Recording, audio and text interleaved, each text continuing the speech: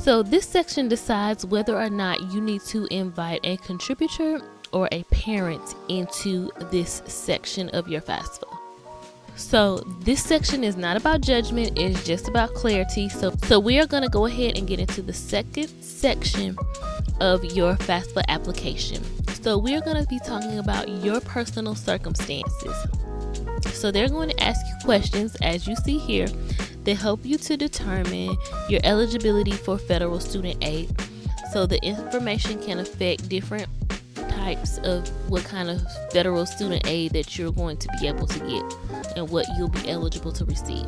Let's go ahead and get right in.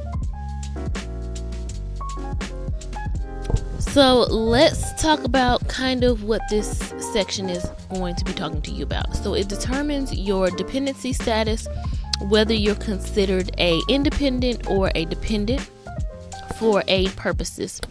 So they're going to ask about your marital status, your living situation, legal guardianship, homelessness or foster care history, and unusual circumstances such as estrangement or safety concerns, etc. when it comes to a parent or whoever it is that you may be living with.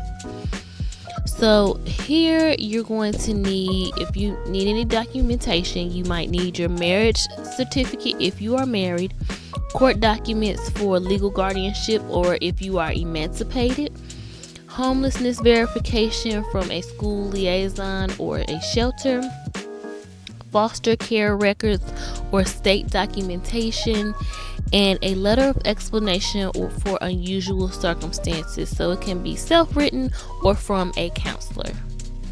So you will not need to upload these to FAFSA, these documents that I just talked about, but your school may request them later for verification. So let's kind of go through what each question actually means. So are you married? So that'll determine if you'll add a spouse as your contributor. Were you in foster care? So that may qualify you as an independent. Do you have children you support? So that could shift your dependency status. And are you at risk for homelessness? So that opens access to additional aid and support that you may be able to get. So let's talk about some of the common misunderstandings sometimes that come along with the FAFSA in this section. So being financially independent does not mean that you are FAFSA independent. Living alone doesn't automatically make you a independent. So you still might be a dependent, but you live alone. If you are estranged from your parents, you may qualify for a dependency override, but you'll need to work with your school's financial aid office. So if you have certain situations going on, make sure that you are willing to talk about it and ask the questions so that you can get whatever aid that you may need. So let's kind of go through the section really quick so you can see the questions and see what they're going to be asking so that you know how to answer or what you should be looking for. So your current marital status. So right here for this, we're going to put single. You put what applies to you. So your college or career plans. So, are you a freshman? Are you in your second year? Junior and beyond? Are you getting your master's degree? So for this one, we're going to put first year. And will you have your first bachelor's degree when you start? So here we're going to say no. All right, we're going to say that you're not up, you don't, none of these circumstances apply as far as military is concerned or foster care.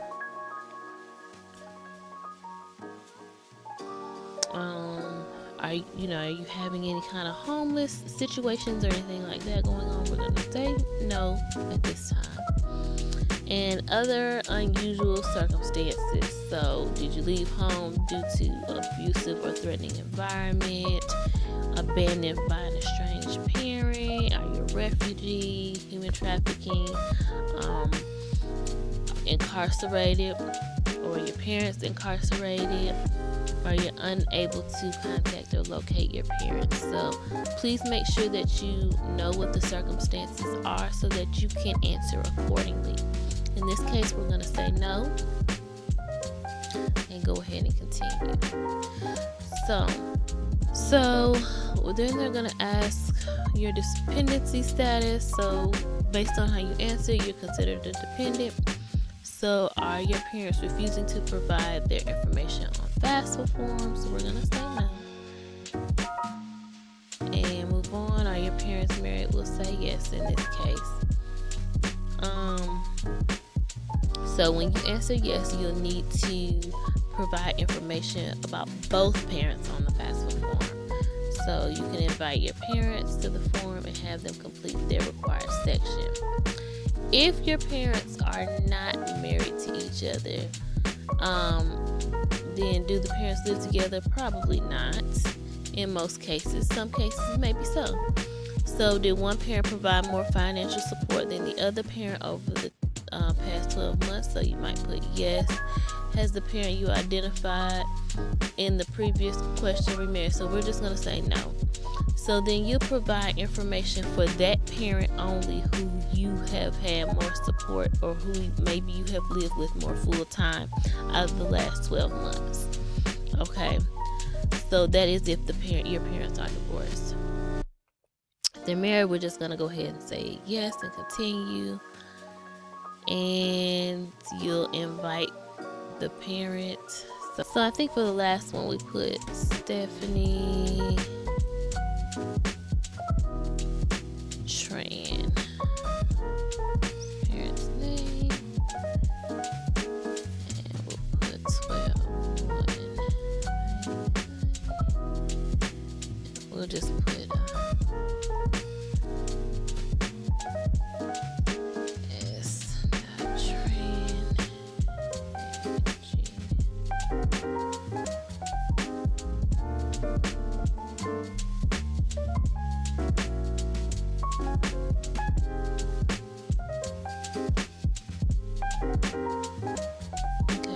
send the invites, gonna continue, and that is all you're going to have to do for that section.